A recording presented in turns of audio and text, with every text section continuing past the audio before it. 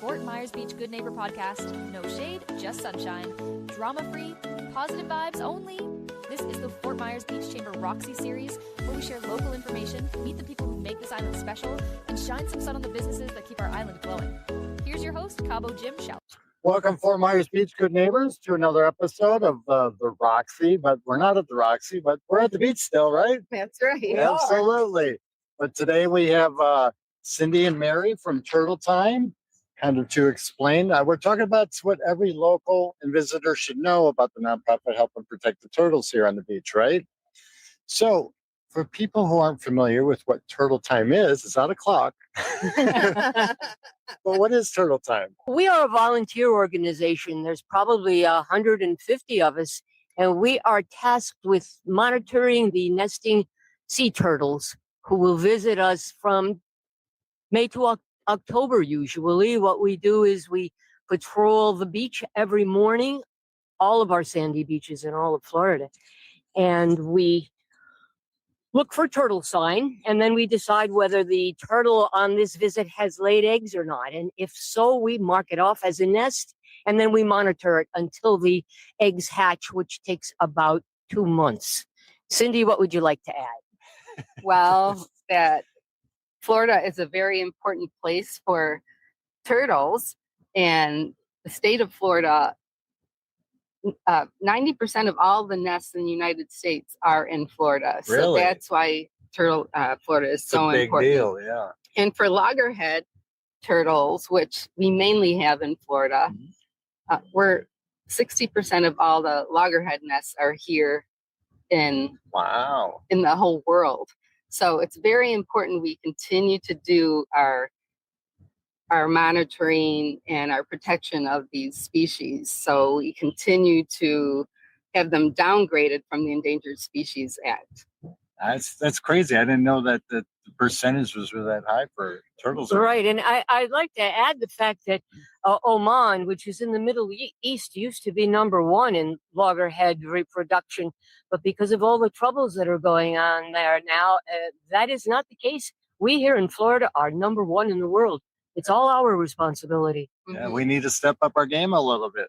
So for those who aren't familiar, what's the difference between nesting season and hatching season? Seems a little obvious, but... Well, they do overlap. Right. So one sea turtle will come and nest an average of 5 times during the season. So it's just not one and done. Wow.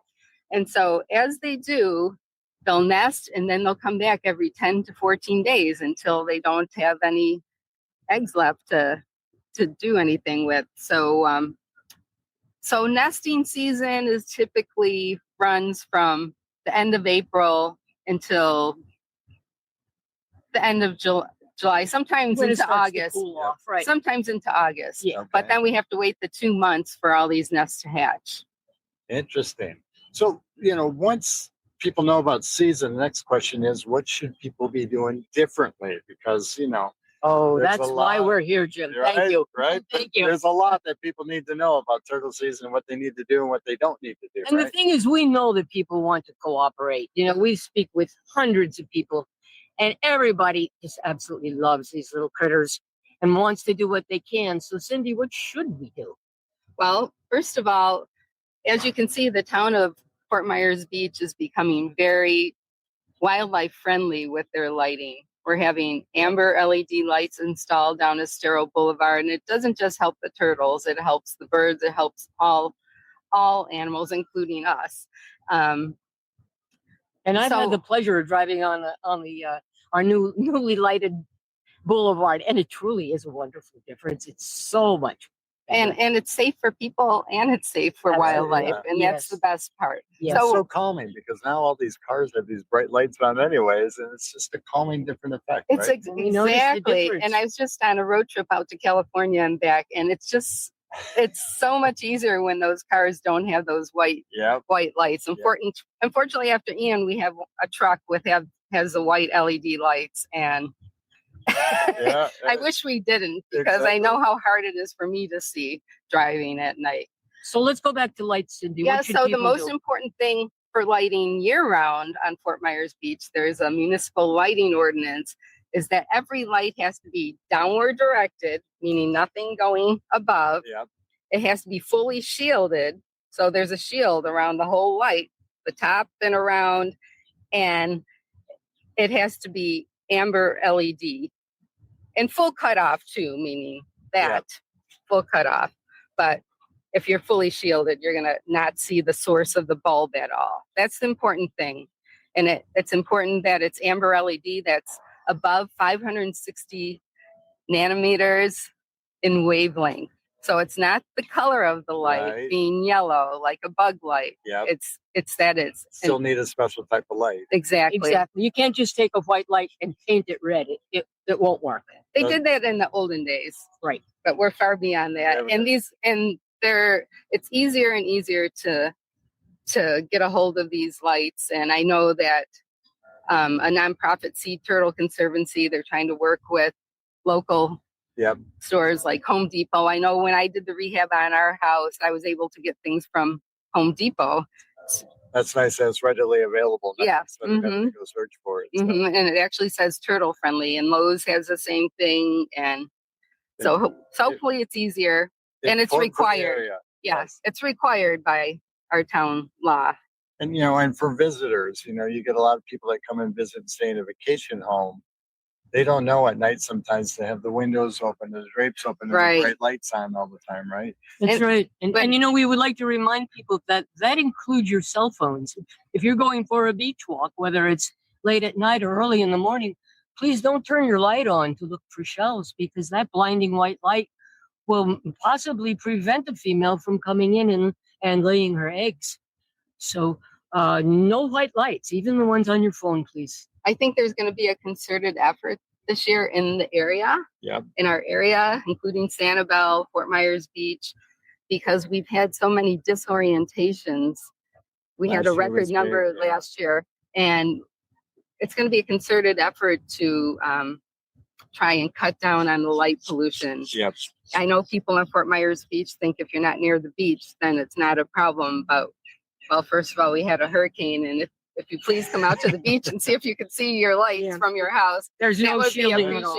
But people on the back end of the island, on the other side of the island, your lighting can be seen by from Sanibel and from Sanibel and from Bonita Beach, and so it's going to be a concerted effort to try and cut down on the light pollution. If lights aren't fully shielded, cut off, and downward directed, it's a problem. Yeah, right. You're going to have sky glow. And Jim, we have this turtle skull here. Can we show the people why we're doing this? Yes. Can they see how large these eye orbits are? It's huge. It's a massive eye orbit, and that's because these animals are used to the dark ocean. They're traveling out there where there is a minimal amount of light. And so they need this big eye orbit so that they can absorb as much of the light as possible. So when they come up on our beaches, which would historically have no lights, when they see our artificial lights, it disorients them, and they literally don't know which way to go. Yeah. And that's a problem. They don't have sunglasses to wear. No. Good point, Jim. Yeah. But that's why the lighting ordinance. What else do we need to talk about, Cindy, besides lights? Well, of course, people like to dig holes in the beach. And if you could please fill those in so we have no turtles getting trapped on the beach, or any people that are walking at night. We have lots of people that walk the beach at night and they don't use lights at all because you have the starlight, but you're not typically looking down and they're going to get hurt. Absolutely. You fall in a hole. Fill your holes in. That's pack, whatever you take to the beach, take right out. I know some people are here for only a weekend and they don't want things to go to waste. So they'll just leave the chairs and the toys that they bought on the beach, hoping someone else will claim them and use them. But if you can just take those to the beach access, that would be great. Exactly. Don't leave them in the way. People trip over them, but the turtles can't get over them. Right. Well, once again, if your chair is left on the beach and the turtle comes in and bumps into it, she's going to think it's not a safe place to lay her nest, and so she will leave. Or even worse than that, she might, if the chair has been opened and she crawls underneath it, because she cannot go in reverse. These primitive animals have no reverse. she will just be stuck under the chair, possibly crawl back into the Gulf, and it might even cause her to drown. And that's happened. It has Wow. happened. It's Yeah.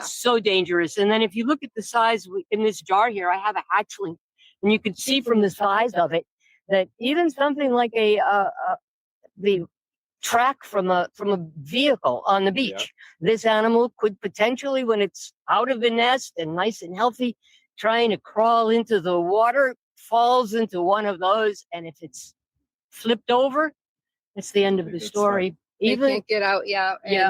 And on top of that, they're easier prey for the ghost crabs. Yep, they're stuck. Yeah.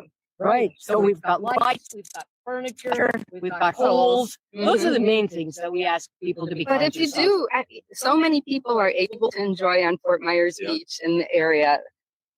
Turtles nesting, and Yes. So several what get should- to see them hatching too. So But what should people do if they come across? Because you guys coordinate that off, right? So what if they do? What should they do if they come across a nest? Obviously, keep your distance from it, right? well, if there's a nest, if you see one at night and it's not taped off yet, then yes, keep your distance from it. We certainly don't want you walking over it. But if you do see a turtle, if you come upon a turtle nesting, please turn off all your lights. I know you really want a video of it, but we can't let that can't happen because they'll see that light. Get landward of it, please, so it doesn't feel trapped and it can get back to the water, and be about 50 feet or more away from it. And you can enjoy watching it nest. It will take over an hour sometimes for a turtle to nest. Wow. And you can stand there and watch the whole thing. And then as it moves back to the water, slowly walk back to the water behind it. Yeah. But the best part is watching it swim away. So don't miss that part. I know it's a long time to wait an hour, but that's the best worth part the is wait. watching it swim away. Yeah. The important thing is never get between the turtle and the water. Yeah. That's the important thing. And stay away so you're not interfering. Mm-hmm.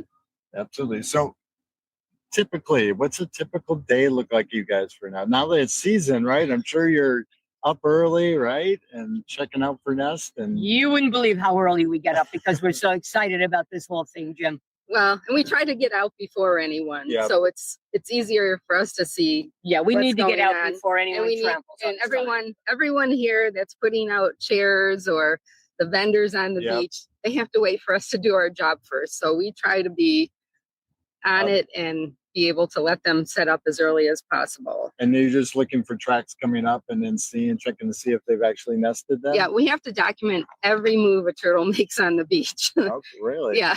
Wow. hmm So They're protected. yeah, absolutely. If you're walking on the beach in the morning and you come across these yellow flags, this is going to be your signal that we have seen this turtle crawl and are deciding whether it is a crawl or a nest. So it's already been reported. If you see turtle tracks, or what you believe are not turtle tracks, and you don't see one of these signs, these little flags, that's when you need to call us and report it. hmm And our number is our Turtle Time number. hmm Go to turtletime.org. Oh, it's Here right it there. is on our flag. There you go, right? 239-481-5566. And it's also on the signs on the nest. So, and it's also on the new beach access signs they just put Oh, up. very nice. very So nice. if you see, because sometimes turtles surprise us and they'll come up during the day. Really? Yeah. I know a leatherback just did that on the East Coast. Really? Wow. So yeah, sometimes that Could happen happens. anytime, right? Yeah, That's right. So, or it comes up really early in the evening and you still have a lot of people Yeah. out. Just give us a call. Someone will be out there to take care of it. And you mentioned they lay a number of times during the season, right? Correct. Do they typically come back to the same spot area? Yes. Once they find a spot, they typically, sometimes we've had it where they've gone right on top of the other nest. Really? Yeah. And so that's a little frustrating because Right, right. eggs and hatchlings go flying everywhere. Yeah. Yeah. It's always interesting. Yeah. Right. We never know what's going to happen. There's never a repeat. And we really enjoy all the people that take part of with us on the beach every day, because it's new to them sometimes, and it's always an experience for all of us. That's true. And the thing we want to make clear is we love answering questions. So sometimes we're a little bit short because we have so much to do with monitoring nest, so much measuring and stuff. Just give us a minute. Numbers in our head. Give us a minute. We're happy to talk turtle whenever. Yeah, I get it. So I want to end this episode on a. Is it 15 minutes already? Well, it's getting there. That's too fast. We got more. Okay. We got more. But I want to focus on hope. Oh, definitely. So what are you guys hoping for? What does success look like this season for you guys? Well, last year we had 113 nests, and that was the second most number of nests we've ever had on Fort Myers Beach. Our record is 132 nests, and that was in 2020, the year of COVID. Okay. Which was one of my favorite years, because we had a lot of snowbirds living down here that typically aren't here during turtle season, and they never understood why they had to have these lights for their condos, and when they couldn't go out and socialize with people, they could be out on our beach, and they could see this happening, and they could follow. They had something that was normal that year that they could pay attention to, and count how many nests we have, or see them hatch. So I guess I would say a successful year this year would be that we would break our record. Right. Yep. Absolutely. And you know what? I think that every year we seem to have more and more turtles nesting. Right. And hopefully that'll be the case. So if each one gives us 5 nests, hopefully that'll happen, and people are more aware of what they have to do, so they won't actually chase them back into the water when they come up, and our lighting's more friendly to them. So hopefully that will happen. But the other side of the coin is we need to get all these babies back to the water, because it just defeats our purpose. We could have a lot of nests, but if we don't get them back to the water, then it's 1 in 1,000 makes it to adulthood. Right? Really? Between 1 and 5 out of 1,000. Yeah. But we can tell from looking at our numbers. I think Turtle Time started, about 40 years ago? And our numbers have been increasing with the number of nests and the number of hatchlings we're getting out. So we know that we're doing something right. Mm-hmm. We want to continue. And we think we will. Mm-hmm. I think people are very cooperative, and they just need to understand, and they want to know what exactly they need to do. I think the town is really trying to help and make a concerted effort to get the information out to the contractors of all these new homes, so they get it right the first time. That's right. Because Turtle Time alone certainly can't do it. We need everyone's cooperation. Yeah. And there's a lot of new people down there, like you mentioned, not just the workers, but people moving here that never been through a turtle season, that need to understand why we do certain things. And they want to know. Yeah. They want to know. They want to know about what kind of plants they need to put around their properties. Yeah. They want to learn all this stuff. Just like I came from Chicago. This place is really different from where I grew up. A little bit, right? Just a little bit. And that's why we love it. Uh-huh. Exactly. And we're doing all we can to preserve it. We are a living beach, but living things die if you don't take care of them, and we need everyone's help. Yeah. So speaking of help, other ways that people can help besides being thoughtful on the beach, is there other ways that they can help the organization? Well, you can talk to others about it. Spread the word. That's the most important thing. Yeah, we really don't require a lot of money. Like, we're not asking for donations. Because we're volunteers. Yeah.